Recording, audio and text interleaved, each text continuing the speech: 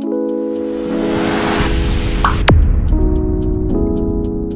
are all familiar with the tale of the Titanic, the most iconic ship in history, whose tragic maiden voyage met its fateful end on the majestic waters of the Atlantic Ocean after striking an iceberg. But many of us never heard about MS Hans Hedtoft, which met the similar fate.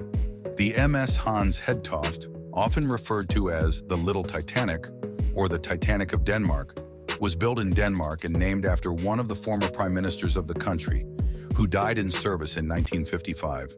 The ship wasn't huge by any means, measuring just 83 meters long, 14 meters wide, with a draft of 7 meters and weighing around 2,874 tons.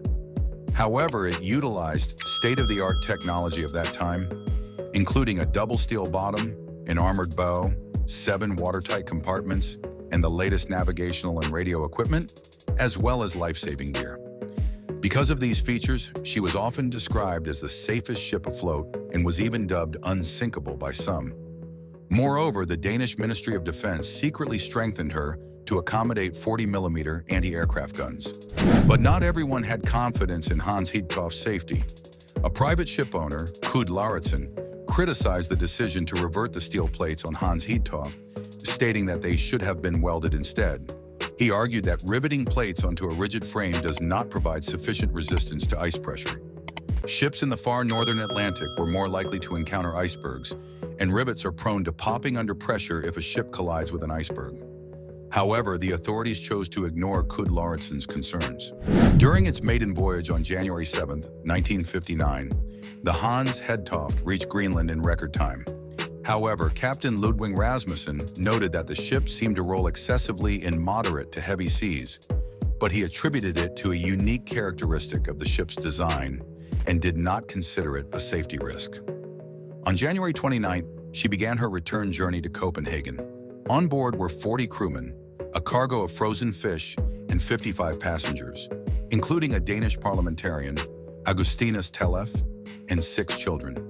The ship was also carrying a monumental archive weighing 3.25 tons, consisting of files relating to Greenlandic history and genealogy.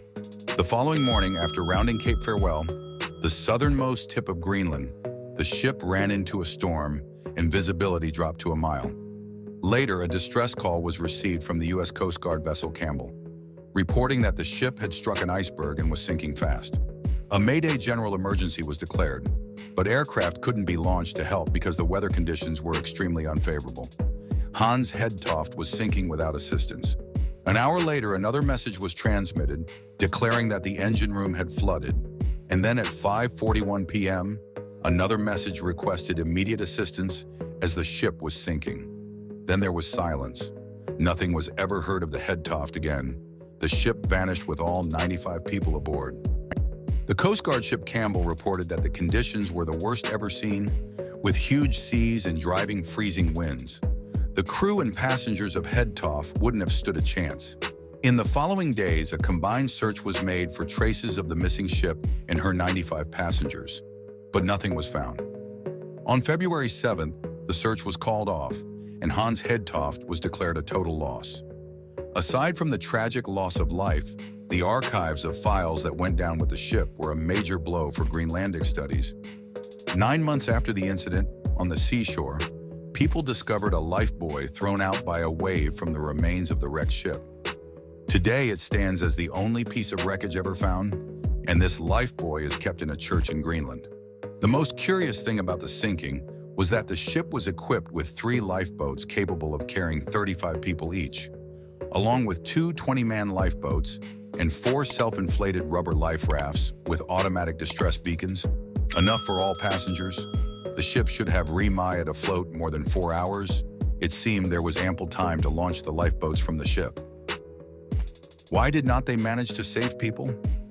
The decision likely wasn't made because Captain Rasmussen was confident in the ship's unsinkability, believing it could remain afloat until rescuers arrived. Consequently, he hesitated to order the launch of lifeboats. Eventually, due to a storm or other factors, it became impossible to deploy the life-saving equipment. But where was all the stuff that could float from the ship? Despite 3 attempts in 2004, 2009, and 2019, The wreck of the ship has never been located, and nothing besides the lifeboat has been found to this day.